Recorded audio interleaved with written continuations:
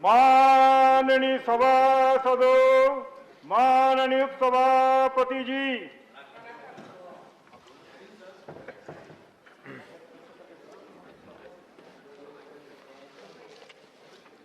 Private members resolution number 1.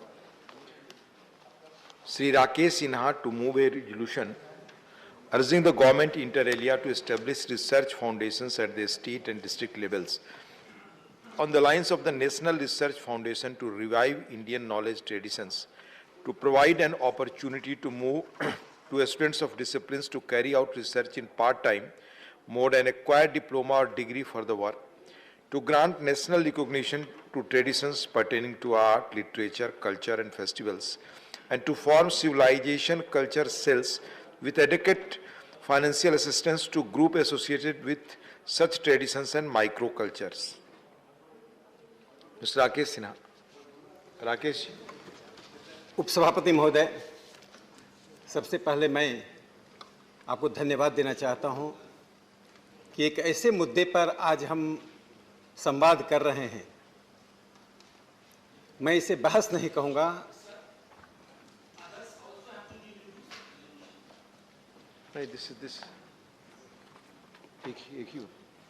मैं ऐसे मुद्दे पर मैं संवाद कर रहा हूं जिस पर इस देश में लंबे समय तक लंबी बहस की आवश्यकता है। जिस विषय को मैंने सभा के सामने रखा है वह विषय भारत की सामूहिक चेतना का विषय है। वह विषय पिछले 200 सालों से भारतीय मेधा उस विषय पर विमर्श कर रही है, लेकिन विमर्श की अल्पता के कारण जिस निष्कर्ष पर भारत को पहुंचना चाहिए था मन कर्म वचन से, उस पर हम देर से पहुंच रहे हैं। मैं एक छोटी सी घटना से अपने विषय को रखना चाहता हूं। 1783 में कालिदास की शकुंतला का अनुवाद विलियम जोन्स ने किया था। यह वह काल था जब जर्मनी और जर्मनी के विद्वान अपनी नाट्य शैली को फ्रांस के आधिपत्य से मुक्त कराने के लिए लगातार परिश्रम कर रहे थे। जर्मनी के नाट्य शैली पर फ्रांस का आधिपत्य था। फ्रेंच लिटरेचर का इतना आधिपत्य था कि जर्मन के लोग अपने आप को उसे का भाषाई शैली का गुलाम मानते थे। 1798 में फॉस्टर ने शकुंतला का अनुवाद विलियम जोन्स के अंग्रेजी अनुवाद से जर्मन में किया और शकुंतला ने फ्रांस के विद्वानों के सैकड़ों साल के उस परिश्रम को, उस कठिनाई को दूर कर दिया और शकुंतला ने फ्रांस के विद्वानों को नाट्य शास्त्र का रास्ता बताया और उस समय से जर्मनी अपने शैली में फ्रांस की दास्ता से मुक्त हुआ। यह एक छोटी सी घटना है कि हमारे इस कालिदास के एक शकुंतला नामक नाटक ने जर्मन के साहित्य पर, जर्मन के विद्वानों पर क्या प्रभाव डाला। एक दूसरे पुस्तक का नाम लेना चाहता हूं, विज्ञान भैरव तंत्र। सभापति महोदय, आज पूरी दुनिया में कॉन्शसनेस पर डिबेट चल रहा है। न्यूरो साइंस बार बार चेतना के ऊपर शोध कर रहा है, विमर्श कर रहा है। भैरव विज्ञान तंत्र में 112 प्रकार के कॉन्शसनेस की बात कही गई है। शिव और पार्वती संवाद में पार्वती जी ने पूछा है शिव से कि हम स्पेस और टाइम से ऊपर जाकर किस प्रकार से यथार्थ को देख सकते हैं। उस पर शिव का उत्तर होता है पार्वती जी से, 112 प्रकार के मेडिटेशन से, साधना से हम टाइम और स्पेस की सीमा से, transcending the time and space, हम यथार्थ की अनुभूति कर सकते हैं। तो भारत की जो यह ज्ञान परंपरा थी, उसी ज्ञान परंपरा से संबंधित मेरा यह विषय है। उसी ज्ञान परंपरा पर जो आघात औपनिवेशिक काल में हुआ, वह आघात कैसा था और क्यों था? 2 फरवरी 1835 को मैकाले ने ब्रिटिश सदन में, संसद में एक बात रखी, I travel length and breadth of India, I could not see a single beggar, a single thief. मैं पूरे भारत का भ्रमण किया, मैंने एक भी भिखारी और एक चोर नहीं पाया। सच ए वेल्थ, सच ए मोरल वैल्यूज, सच ए हाई कैलिबर। क्या भारत का यह नैतिक मूल्य है? क्या भारत के पास धन है? क्या भारत के पास वह कार्य करने की क्षमता है?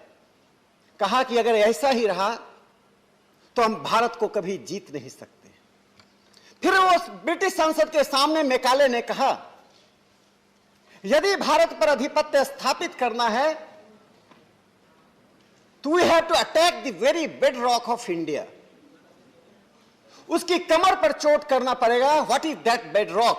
उसने आइडेंटिफाई किया, उसने चिन्हित किया। वह भारत की का जो बुनियाद है, that is a cultural and civilisational heritage of India. Bharat के वह सभ्यताई सांस्कृतिक जो विरासत है, जो उसकी ताकत है, उस पर अटैक करना पड़ेगा, उस पर आक्रमण करना पड़ेगा। फिर उसने एक रास्ता दिखाया। उसी संसद में, ब्रिटिश संसद में बोलते हुए मैकाले ने कहा, इसका एकमात्र रास्ता है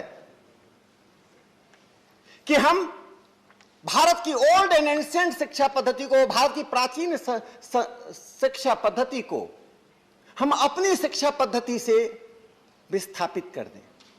उसका परिणाम क्या होगा? उसने सदन को बताया। उसके कारण भारत के लोगों में एक हीन भावना के हीन ग्रंथि विकसित होगी, और जो भी फॉरेनर है, जो भी इंग्लिश है, वे उसे गुड एंड ग्रेटर समझेंगे, उसे अच्छा और महान समझेंगे। और ऐसा कहते हुए उसने भारत में शिक्षा पद्धति लाने की जो प्रस्ताव दिया, उसे अंग्रेजों ने स्वीकार कर लिया। सभापति महोदय, उसका परिणाम क्या हुआ? मैं उस पर बहुत प्रकाश नहीं डालूंगा, चूंकि हर हिंदुस्तानी उसके परिणाम को जानता है। महात्मा गांधी ने लंदन में 1931 में दिए गए अपने लेक्चर में कहा था कि आपने एक सुंदर वृक्ष को काट दिया है। वो भारत की उसी शिक्षा पद्धति की ओर इंगित कर रहे थे।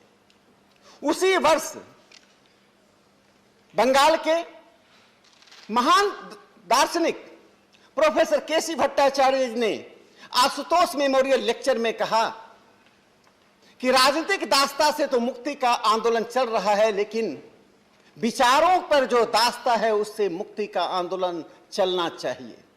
राजनीतिक दास्ता को समाप्त करना, राजनीतिक दास्ता को अनुभूति कर लेना, राजनीतिक दास्ता को देख लेना आसान होता है, लेकिन वैचारिक दास्ता को, संस्कृति की दास्ता को देखना, अनुभूति करना, उससे मुक्ति पाना कठिन होता है। ये दोनों ही संवाद 1931 का है, लेकिन ये दास्ता का प्रभाव कितना है उसका मैं एक उदाहरण देना चाहता हूं। सभापति महोदय, आप जिस क्षेत्र से आते हैं, जिस विद्वता के साथ आपने काम किया है, आप जानते हैं कि भारत में नालंदा विश्वविद्यालय था, भारत में तक्षशिला और विक्रमशिला विश्वविद्यालय था। नालंदा विश्वविद्यालय में 9 मंजिला एक पुस्तकालय था, जिसमें लगभग 1 करोड़ पुस्तकें थी। The great library of Alexandria, उसमें जितनी पुस्तकें थी उतना हमारे पास मैन्युस्क्रिप्ट था। सभी विद्वानों का मानना है कि अलेक्जेंड्रिया के पुस्तकालय में 2 से 7 लाख पुस्तकें थी, और हमारे पास उस वक्त 10 लाख मैन्युस्क्रिप्ट नालंदा विश्वविद्यालय में था। 10,000 में 8,000 छात्र थे, 2,000 शिक्षक थे। ये वो थे जो एक चींटी को भी मारना गुनाह मानते थे। शिक्षा का वह केंद्र जहां तिब्बत से, चीन से, अरब के देशों से छात्र शोधार्थी आते थे, बख्तियार खिलजी ने उसमें आग लगा दी। दुनिया के इतिहास में ज्ञान पर यह सबसे बड़ा हमला था। 8,000 छात्र, 2,000 शिक्षक मार दिए गए। खिलजी की सेना ने पूछा कि इन पुस्तकों में क्या है, बताने वाला कोई बचा नहीं था। आग 3 महीने तक लगी रही। लेकिन महत्वपूर्ण बात यह नहीं है कि आग लगा दिया गया, आग 3 महीने तक जली, ये तो घटना मात्र है। अलेक्जेंड्रिया की लाइब्रेरी का पतन आग लगने से हुआ, लेकिन आग लगाया नहीं गया, आग वहां पहुंच गई थी। सीजर भी चाहता था अलेक्जेंड्रिया की लाइब्रेरी का पतन हो। वे सब लोग जो मानवीय चेतना से डरते हैं, जो मानव के संकल्प से डरते हैं, ज्ञान मानव में चेतना का विकास करता है। ज्ञान से मानव में संकल्प आता है।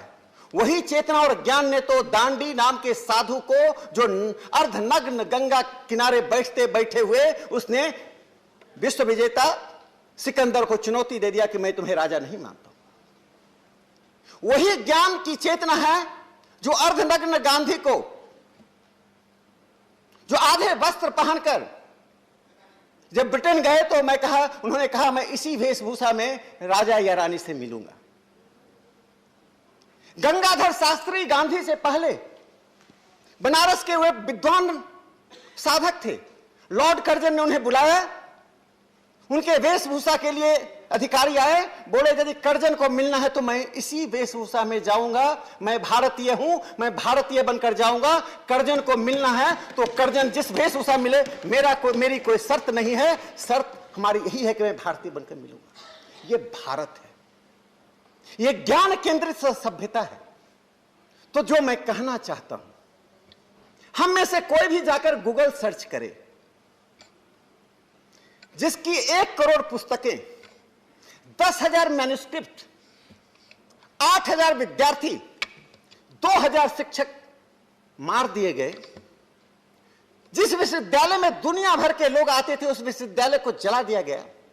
नालंदा विश्वविद्यालय को गूगल में सर्च कीजिए, 71,65,000 सर्च मिलेगा। अलेक्जेंड्रिया विश्वविद्यालय जिसमें सिर्फ 7 लाख पुस्तकें थी, किसी की हत्या नहीं हुई, उसको सर्च कीजिए। The great library of Alexandria search करेंगे 10 करोड़ 60 लाख, और अलेक्जेंड्रिया लाइब्रेरी सर्च करेंगे तो 3 करोड़ 40 लाख। 14 करोड़ सर्च उस पुस्तकालय के लिए होता है जिसका डिक्लाइन हुआ। हमें 14 करोड़ से समस्या नहीं है। यह यूरोप की सभ्यता का, विचारों का किस प्रकार से दुनिया पर आधिपत्य है कि दुनिया के सबसे बड़े लाइब्रेरी के बारे में जानने की किसी को उत्कंठा नहीं है। सभापति महोदय, मैं गलत हो सकता हूं, यदि गलत होऊंगा तो मुझे कोई ठीक करे, हो सकता है मैं गलत ही हूं। मैंने नालंदा विश्वविद्यालय के डिक्लाइन पर एक पुस्तक ढूंढी। एकमात्र पुस्तक मुझे गोखले इंस्टीट्यूट के डिजिटल लाइब्रेरी में मिला। हंसमुख डी साकालिया की पुस्तक 1934 में कुछ पृष्ठों की लिखी हुई किताब है। और अलेक्जेंड्रिया विश्वविद्यालय के डिक्लाइन पर, उसके पतन पर मैंने पुस्तकों को ढूंढना शुरू किया तो कोई ऐसा वर्ष नहीं है, 19वीं शताब्दी को तो छोड़ दीजिए, 20वीं शताब्दी को छोड़ दीजिए, 21वीं शताब्दी में भी इतने सालों के बाद कोई ऐसा वर्ष नहीं। 1990 में, 1996 में, 2003 में, 2007 में, 2008 में, 2011 में, 13 में, 18 में, 20 में अलेक्जेंड्रिया विश्वविद्यालय पर पुस्तक की लाइब्रेरी पर किताबें आई। ये 2 घटनाएं किस बात को इंगित करती हैं? ये इस बात को इंगित करती हैं कि यूरोप का आधिपत्य इतना है कि जो यूरोप सोचता है, जो यूरोप में घटना घटती है, जो यूरोप समझता है, वही दुनिया की विचारधारा है। जो आप सोचते हैं, जो आपके यहां घटना घटती है, जो आपके यहां दर्शन है, चाहे उसका मैग्नीट्यूड जितना भी बड़ा हो, चाहे उसकी इंटेंसिटी कितनी भी अधिक हो, वह दुनिया की विचारधारा नहीं है। इस घटना के द्वारा मैं ये प्रमाणित करना चाहता हूं कि कैसे यूरोप केंद्रित विचारधारा भारत पर हावी है। सभापति महोदय, स्वतंत्रता का जब संग्राम चला तो हमने राजनीतिक विरोध किया, हमने आर्थिक शोषण के खिलाफ आवाज उठाई। दादा भाई नौरोजी ने 1901 में poverty and British rule of India लिखा और कहा 500 मिलियन पाउंड ब्रिटेन ले जा चुका है। लेकिन दादा भाई नौरोजी से पहले भी 1841 में 30 जुलाई 1841 से लेकर 7 नवंबर 1841 तक, 30 जुलाई 1841 से 7 नवंबर 1841 तक बॉम्बे गजट में भास्कर पांडुरंग नाम के एक स्कॉलर ने 8 लेटर्स टू द एडिटर लिखा। संपादक के नाम लिखे गए 8 पत्रों ने ब्रिटिश साम्राज्यवाद को इतना प्रतीक्षात्मक बना दिया। उन 8 पत्रों में उन्होंने विश्लेषण किया किस प्रकार से ब्रिटेन कपड़ा उद्योग में, धातु उद्योग में एवं सभी उद्योगों में भारत को लूट रहा है। और अभी उत्साह पटनायक जो जवाहरलाल नेहरू विश्वविद्यालय से जुड़ी हुई है, उन्होंने लिखा कि $49 ट्रिलियन ब्रिटेन भारत से ले जा चुका है। यानी हमारी अर्थव्यवस्था पर ब्रिटेन का प्रभाव, हमारी राजनीतिक व्यवस्था पर ब्रिटेन के प्रभाव का हमने मूल्यांकन किया, विरोध किया। लेकिन जब हमारी संस्कृति पर, शिक्षा पर प्रभाव हो रहा था तो दार्शनिक भाव में उसका विरोध होता रहा, वह भी सीमित रूप से उसका विरोध होता रहा। मैंने महात्मा गांधी का उल्लेख किया, जिन्होंने भारत की शिक्षा व्यवस्था पर हुए आक्रमण पर ब्रिटेन में जाकर कहा कि आप beautiful tree, you are attacking on a beautiful tree, we have cut down a beautiful tree. हमने केसी भट्टाचार्य की बात की, जिन्होंने स्वराज इन आइडिया की बात कही। लेकिन संस्कृति पर जब आक्रमण होता रहा तो उस आक्रमण को हम सहते रहे। यही कारण है कि आजादी के बाद आज हमारी वैचारिक प्रक्रिया, हमारी विचारधारा, हमारे सोचने का तरीका, हमारी कल्पना सभी यूरोप केंद्रित है। आज आवश्यकता क्या है? Decolonisation of imagination. अपनी कल्पनाओं का डीकोलोनाइज करने की जरूरत है। हम कल्पना क्या करते हैं, हम बनना कैसा चाहते हैं। यदि यह रोल मॉडल अमेरिका और यूरोप बना रहेगा, किसी सभ्यता से कोई संघर्ष नहीं होता है। भर्तृहरि 5वीं शताब्दी के विद्वान थे। भर्तृहरि ने 5वीं शताब्दी में कहा, ज्ञान की वृद्धि दूसरे संस्कृतियों और सभ्यताओं और विचारधाराओं से निरंतर संवाद से होता है। लेकिन उन्होंने एक अंत में सत्य रखा, जो लोग दूसरे से संवाद करते हैं, क्या वे अपनी परंपराओं को जानते हैं? संवाद करने का नैतिक अधिकार, संवाद करने की क्षमता और संवाद का परिणाम उसी के पास होता है जो व्यक्ति अपनी परंपराओं को जानता है, जो व्यक्ति अपनी संस्कृति को जानता है। इस प्रकार भर्तृहरि के बाद यशो विजय ने ज्ञान सार नाम की पुस्तक लिखी, एसेंस ऑफ नॉलेज। उसमें 32 ऐसे विशेषताएं बताई गई जो एक विद्वान को, एक बुद्धिजीवी में होना चाहिए। उस विद्वान बुद्धिजीवी की 32 विशेषताओं में संवाद की शैली कैसी हो, उसे बताने की कोशिश हुई। और मैं एक विद्वान को उद्धृत करना चाहता हूं, शांति देव। मैं इन तीनों को इसलिए उद्धृत करना चाहता हूं, जब हम डीकोलोनाइजेशन की बात करते हैं, जब हम भारत की ज्ञान परंपरा की बात करते हैं, तो हम किसी के विरुद्ध नहीं है, किसी को हटाना नहीं चाहते हैं, हम किसी को एक्सक्लूड नहीं करना चाहते हैं, हम सर्वसमावेशी होना चाहते हैं। शांति देव बुद्धिस्ट स्कॉलर थे, ऐसी पुस्तक लिखी जो शताब्दियों से उस पुस्तक की महत्ता है। उन्होंने कहा, जो कुछ भी मैं लिख रहा हूं अपनी संतुष्टि के लिए, मैं कुछ नया नहीं लिख रहा हूं, मैं वही लिख रहा हूं जो आप जानते हैं, जो आप समझते हैं। और सर्वांतः सुखाय और स्वांतः सुखाय के लिए पुस्तक में लिख रहा हूं। तो भारत की ज्ञान परंपरा में दो महत्वपूर्ण पक्ष है। भारत का कोई भी दार्शनिक ब्रह्मांड से नीचे बात नहीं करता है।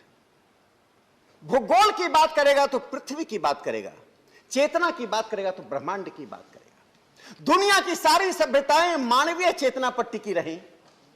दुनिया की सारी सभ्यताओं के भूगोल पर टिकी रही। हमारी सभ्यता वैदिक काल से लेकर आज तक पृथ्वी को हमने अपना भूगोल माना और ब्रह्मांड को अपनी चेतना का कारण और परिणाम दोनों माना। इसलिए कहा जाता है कि हम में ब्रह्म है और ब्रह्म में मैं हूं। हमने अपने आप को ब्रह्मांड से अलग नहीं किया। उस सभ्यता और संस्कृति में ज्ञान पर ऐसा हमला, उस हमले का परिणाम, उसके दो परिणामों की ओर मैं आपका ध्यान दिलाना चाहता हूं। सभापति महोदय, जब हेवेल ने कहा, HV Havells art school of Kolkata के प्रिंसिपल थे, रविन्द्रनाथ टैगोर के साथ काम किया था। हेवेल ने कहा कि Anglo Indian education has only one objective, that objective is transplanting the intellectual impressions of Oxford and Cambridge. Anglo Indian जो शिक्षा व्यवस्था है उसका एकमात्र उद्देश्य है भारत के लोगों में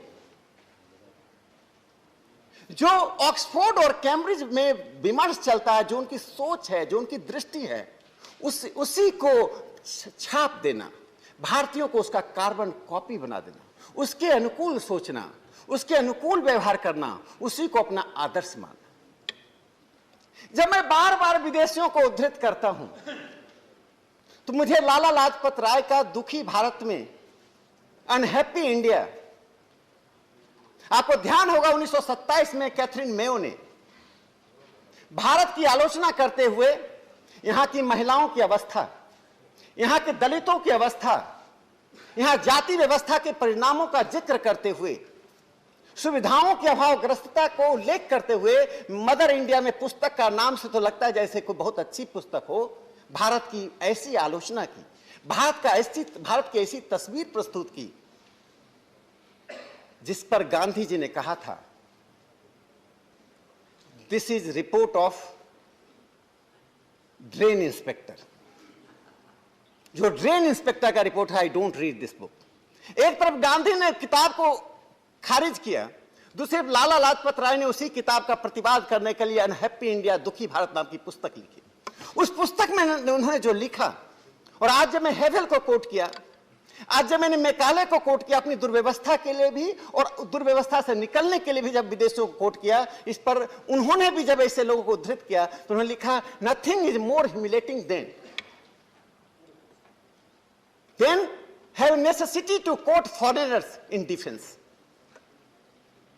इससे बड़ा कोई दुर्भाग्यपूर्ण, इससे बड़ा कोई बड़ी बात नहीं हो सकती कि हम विदेशियों को उद्धृत करते हैं। उन्होंने कहा, this process itself shows the infinity complex. यह प्रक्रिया स्वयं में दिखाती है कि हम इन्फिनिटी कॉम्प्लेक्स से ग्रस्त हैं। लेकिन सभापति महोदय, विमर्श की प्रक्रिया को आगे ले जाने के लिए चाहे उद्धृत विदेशियों को करना पड़े, चाहे स्वदेशी चिंतकों को करना पड़े, हम उस विमर्श की प्रक्रिया को उस अंजाम तक ले जाना चाहते हैं, इस सदन को उस अंजाम तक ले जाना चाहिए जिसे भारत एक सभ्यता के रूप में, जो ज्ञान की परंपरा, न्याय मीमांसा, मिथिला के गांव में न्याय मीमांसा आरंभ हुई और न्याय मीमांसा पर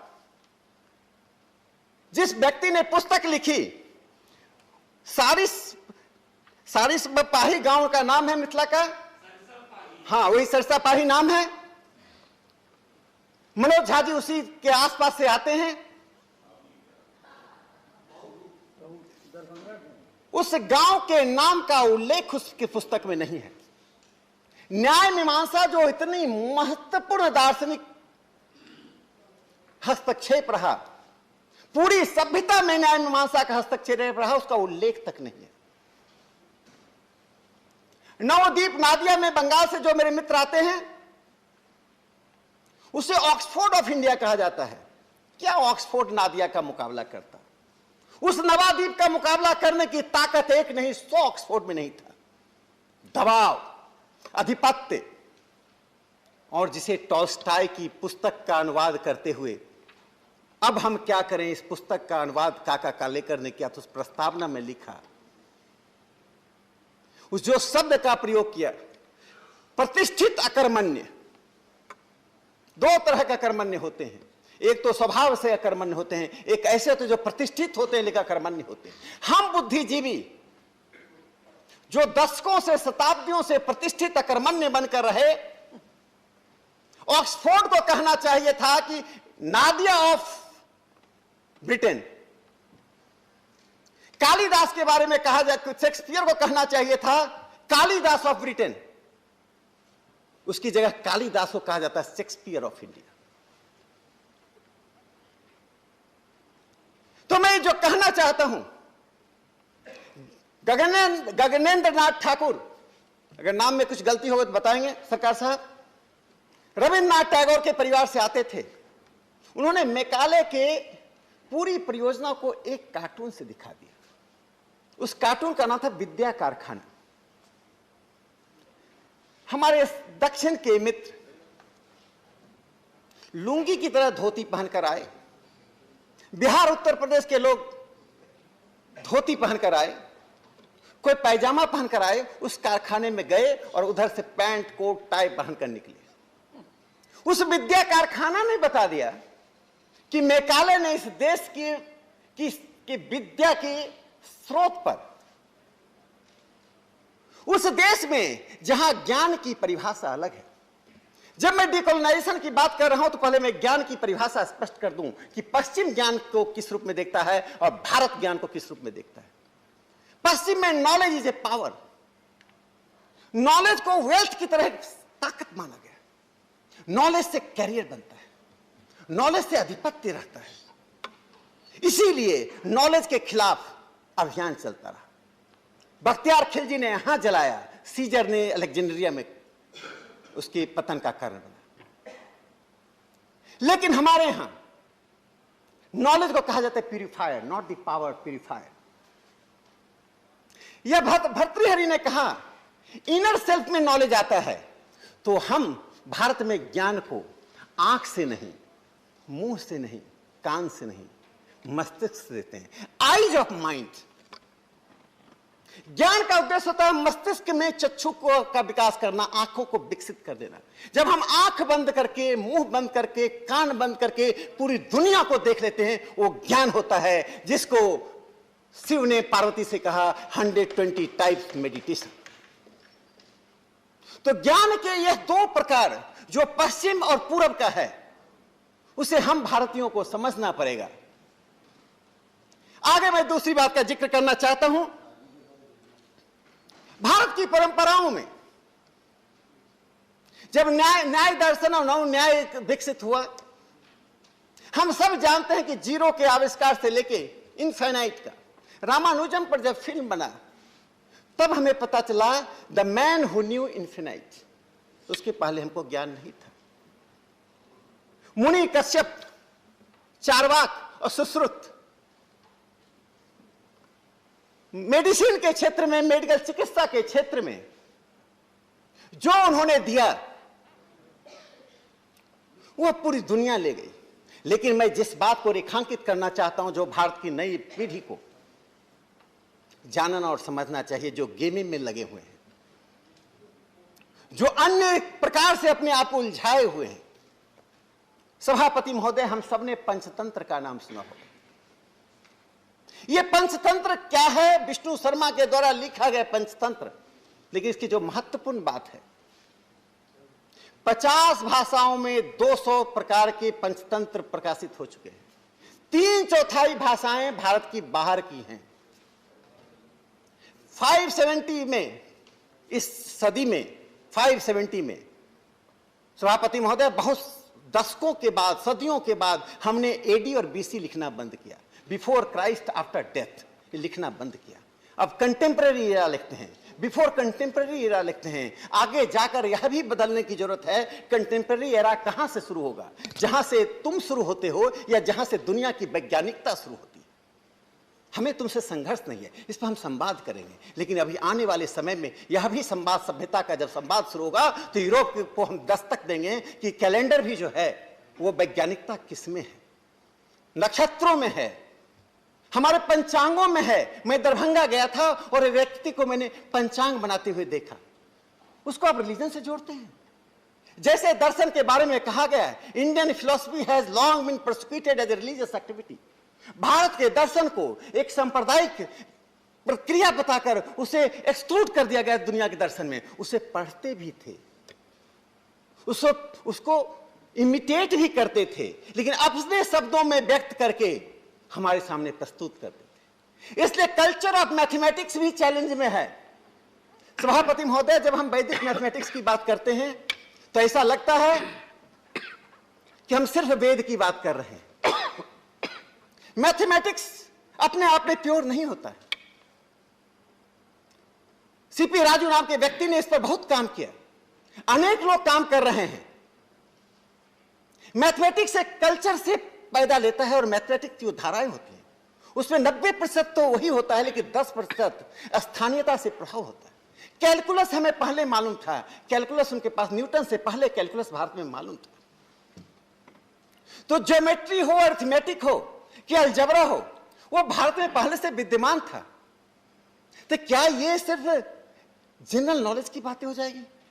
क्या सुश्रुत का नाम, बिहार के दानापुर जिसका नाम खगोल था, खगोल नाम क्यों पड़ा? तरगना नाम क्यों पड़ा?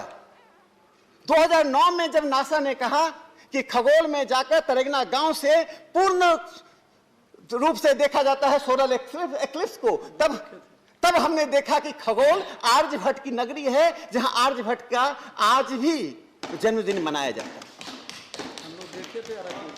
जिस गांव, मिथिला के जिस गांव का मैंने जिक्र किया, वहां न्याय दर्शन की परंपरा आज भी लोग जीवित किए हुए हैं। असम का मयांग गांव ही है, तासा शहर। मयांग गांव में तंत्र विद्या है। तंत्र विद्या को हमने भूत प्रेत पिशाच से जोड़ रखा है, ऐसा नहीं। तंत्र एक साइंटिफिक सिस्टम होता था। जब किसी चीज का डिक्लाइन होता है, जैसे ज्योतिष विद्या का डिक्लाइन हुआ, तो किसी की गिरावट से हम उसका मूल्यांकन नहीं करते, उसके अच्छे दिनों में, उसके अच्छे परिणामों से उसका मूल्यांकन करते हैं। लेकिन वह गांव को हम भूल गए, वो अध्ययन का केंद्र सिर्फ विदेशी पर्यटकों का रह गया। ऐसा नहीं हो सकता। सभापति महोदय, जो दूसरी महत्वपूर्ण बात है, 19वीं शताब्दी में और 20वीं शताब्दी में जब हमारे पास साधन और संसाधन का अभाव था, तब Rajendra Lal Mitra, Nava Gopal Mitra, Rajnarayan Basu, B C Pal, R K. Bhandarkar, V Venkaiah, बाद में दयानंद सरस्वती, लाजपत राय, तिलक, महर्षि अरविंद, विवेकानंद, एक बड़ी श्रेणी चली जो भारत की संस्कृति को, कला को, साहित्य को आगे बढ़ाने के लिए प्रयत्न करते रहे। तब न हमारी राज्य थी, न हमारा शासन था, न हमारे पास संसाधन था। यह कहते हैं पीढ़ियों की इच्छा शक्ति। यदि सभ्यता को बनाने की इच्छा शक्ति होती है तो तिलक पैदा लेता है, तब लाजपत राय पैदा लेता है, तब दयानंद सरस्वती पैदा लेता है, तब आर.के. भंडारकर पैदा लेता है। हमने 1915 में, जो बिहार से, बंगाल से लोग आते हैं, जानते हैं के.पी. जायसवाल। मैं के.पी. जायसवाल का नाम इसलिए उल्लेखित करना चाहता हूं। के.पी. जायसवाल 1915 में बिहार ओडिशा रिसर्च इंस्टीट्यूट की स्थापना की। 2 साल बाद आर.के. भंडारकर रिसर्च इंस्टीट्यूट की स्थापना पुणे में हुई। ज्ञान की जो ये परंपरा है वो अखिल भारतीय है, वो किसी एक सीमाओं तक सिमटा हुआ नहीं है। मैंने जो के.पी. जायसवाल का नाम लिया, पेशे से लॉयर थे। वो ज्ञान की भारत में विधा क्या है? उनको संस्कृत किसने पढ़ाया? किसने डिप्लोमा नहीं दी, किसने डिग्री नहीं दी। वह व्यक्ति, एक बाबा जो उनके घर पे आता था, उसको बाल्टी बाबा कहते थे। उन्होंने उन्हें संस्कृत सिखाया, संस्कृत पढ़ाया। ऑक्सफोर्ड से लौट कर आए। 1913 में उन्होंने पहला लेख लिखा, introduction of the Hindu polity in modern review, जो रामानंद चटर्जी निकालते थे। मॉडर्न रिव्यू को हम सब जानते हैं कि मॉडर्न रिव्यू ने किस प्रकार से दुनिया के में भारत की संस्कृति को, भारत की स्वतंत्रता स्वाधीनता के आंदोलन को किस मौलिकता के रूप में रखा। तो हिंदू पॉलिटी में आज मैं उल्लेख इसलिए कहता हूं कि आजादी के बाद पहली बार, मैं ये नहीं मानता कि बाकी लोग नहीं मानते थे, लेकिन पहली बार भारत के प्रधानमंत्री श्री नरेंद्र मोदी जी ने सदन और सदन के बाहर डंके की चोट पर कहा कि India is the oldest home of democracy. Bharat लोकतंत्र का प्राचीनतम घर है। यह समाजशास्त्र की किताब में कहीं एक पंक्ति आती थी, उसमें वैशाली और मगध, वैशाली दो लक्ष्मी के गणतंत्र का सिर्फ उल्लेख होता था। मैं उस उल्लेख से बाहर जाना चाहता हूं कि हमारे गणतंत्र, मैं बस 5 मिनट में सभापति महोदय खत्म करता हूं। You can reply after everybody spoke. लेकिन मैं इस विषय को ठीक से 5 मिनट मुझे दीजिए। You can go time to reply. जो लोकतंत्र के बारे में उन्होंने कहा, please conclude in 2 minutes, then you can. K P Jaiswal ji ने उस पुस्तक में जो बात लिखी, वो पुस्तक 1934 में छपी, 1924 में छपी, 1924 में किताब छपी। और उसकी पुस्तक, उस व्यक्ति ने जो काम किया, शोध किया, इसको कहते हैं वर्क फिलॉसफी विद पैशन। उसमें 3 बातों का जो उल्लेख किया, मैं उसका कहना चाहता हूं। भारत में सभा समिति वैदिक युग में हम सब जानते हैं। जो गणतंत्र था, गणतंत्र के प्रकार क्या थे? हमारे यहां वैसा भी गणतंत्र था जिसमें राजा नहीं था, उसको हम अराजक गणतंत्र कहते थे। हमारे पास ऐसा गणतंत्र अवंतिका का था जिसमें एक नहीं 2 राजा होते थे, एक नहीं 2 राजा होते थे। हमारे यहां ऐसा गणतंत्र था जिसमें काउंसिल ऑफ मिनिस्टर्स रूल करता था। हमारे यहां ऐसा गणतंत्र था जिसमें युवराज और राजा के बीच में निर्णय होता था। किसका निर्णय कितना महत्वपूर्ण है, उसके घटना का जिक्र करके मैं अपनी बात को समाप्त करूंगा। अशोक ने एक बार निर्णय लिया। अशोक के निर्णय को जब कैबिनेट ने डिस्कशन किया, प्लीज मूव दी रेजोल्यूशन, तो युवराज को उसने बताया। युवराज ने कहा यह राज्य के हित में नहीं है, राज्य के ट्रेजरी से पैसा नहीं जाएगा।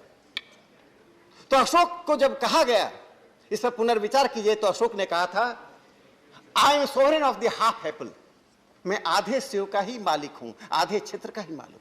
यह जो गणतंत्र है, यह जो राजतंत्र है, और राजतंत्र की जो अपनी परिभाषाएं थी, आज दुनिया के सामने, चाहे ऑक्सफोर्ड हो या कैम्ब्रिज हो या हार्वर्ड हो, वहां भारत के इस विमर्श को आगे ले जाना पड़ेगा। और अंत में मैं एक बात जो कहना चाहता हूं, सभापति महोदय, सिन्हा जी, पूरे देश में ज्ञान के प्रति जो आकर्षण था, ज्ञान के प्रति उस आकर्षण का एक घटना का जिक्र सुनना चाहिए। केरल में गोकर्ण से लेकर कन्याकुमारी तक, गोकर्ण से लेकर कन्याकुमारी तक 64 गांव बसाए गए थे। वे गांव उन स्कॉलर्स के थे जो स्कॉलर विभिन्न भागों से केरल पहुंचे थे, कई कारणों से। कहीं प्रोसिक्यूशन हो रहा था, कहीं सुविधाएं नहीं मिली थी। 64 विलेजेस, गांव को बसाया गया था गोकर्ण से लेकर कन्याकुमारी तक। वहां एक जो साउथ का नालंदा कहा जाता है, कंथालूर साला, उसमें 64 ब्रांचेस थे। चारवाक वहीं से अध्ययन करके आए। तो जो अध्ययन की परंपरा है और अध्ययन को आगे बढ़ाने की जो परंपरा है, उसकी 2-3 नाम मैं ले रहा हूं। चौखंबा प्रकाशन यदि काशी से ऐसी पुस्तकों को प्रकाशित करता था जो नई पीढ़ी को भारत की संस्कृति का ज्ञान कराए, तो दूसरी तरफ डीएवी कॉलेज का रिसर्च डिपार्टमेंट लाहौर से किताबें प्रकाशित करता था। पुणे से एक आश्रम के द्वारा पुस्तकें प्रकाशित की जाती थी। तो पश्चिम हो, पूरब हो, उत्तर हो, दक्षिण हो, ज्ञान के प्रति वही ललक थी। Sinha ji, 1 minute, your resolution is moved. Now any member desiring to speak and the minister also concerned may do so after moving. Now you can definitely speak afterwards. Sir, I am concluding. I just 2 minutes. I am concluding. No, there are a lot of speakers. Lot of speakers are there. Just 1 minute. Give me. Yes, you finish in 1 minute. I will call the next speaker. यह जो उपनिवेशवादी ताकत से और प्रवृत्ति से हम नहीं निकल पाए, उस घटना से हम सब समझ सकते हैं। आजादी के बाद मोहन लक्ष्मण रानाडे गोवा मुक्ति संग्राम में थे और जेल गए। 1962 में हमने 4000 गोवा के सैनिकों को भारत से छोड़ दिया। जब मोहन लक्ष्मण रानाडे की मुक्ति की बात आई तो हमने कोई शर्त नहीं रखी। 22 नवंबर 1966 को 22 नवंबर 1966 को अटल बिहारी वाजपेयी जी ने, 7 अगस्त 1969 को राज्यसभा में लोकसभा में जॉर्ज फर्नांडिस ने, और 6 अगस्त 1969 को सेजवाल साहब ने लोकसभा में सवाल उठाया कि हमने मोहन लक्ष्मण रानाडे को क्यों नहीं छोड़ा। वो घटना कितनी दर्दनाक है सभापति महोदय, आप सुन लीजिए। मोहन लक्ष्मण रानाडे की मां रमाबाई की आंखें की रोशनी जा रही थी, इकलौते बेटे थे। उन्होंने भारत सरकार से कहा कि मेरी आंख की रोशनी जा रही है। रेड क्रॉस सोसाइटी ने उनका एक पत्र बनाकर भेजा पुर्तगाल के पास कि इसके पहले कि उनकी आंख की रोशनी चली जाए, वो अपने पुत्र को अपनी आंखों से देख लेना चाहते हैं। पुर्तगाल ने उसको खारिज कर दिया। हमारी सरकार रिहा नहीं करवा पाई। ये जो घटनाएं हैं, जिन घटनाओं के कारण आजादी के बाद जब कॉमनवेल्थ का सदस्यता ली जा रही थी, जब सीपीएम के सुंदरैया से लेकर भारतीय जनसंघ के लोगों ने कहा कि जिस कॉमनवेल्थ का आप सदस्य बन रहे हैं उसका हेड मोनार्क है, जो संशोधन हुआ है वो संशोधन सिर्फ फेस सेविंग है। जिस कॉमनवेल्थ का मेंबर बन रहे हैं वह देश आपको लूटता रहा है, आपको घसीटता रहा है। तो यह जो प्रवृत्ति है, उस प्रवृत्ति से निकलने के लिए आज देश को आत्मविश्वास चाहिए, देश को आत्मबल चाहिए, और इसी आत्मविश्वास आत्मबल के साथ हम अपने ज्ञान की परंपरा को आगे बढ़ाएं, ज्ञान की उन चीजों को आगे बढ़ाएं जो देश को एक सभ्यताई राष्ट्र के रूप में दुनिया के सामने विमर्श में रखे। इसी के साथ मैं अपने इस प्रस्ताव को सदन के सामने रखता हूं। धन्यवाद। Thank you. The resolution is moved. No, resolution is moved now. The other resolutions. No, that let this be. Now I request Shri Dr. Ami Agnik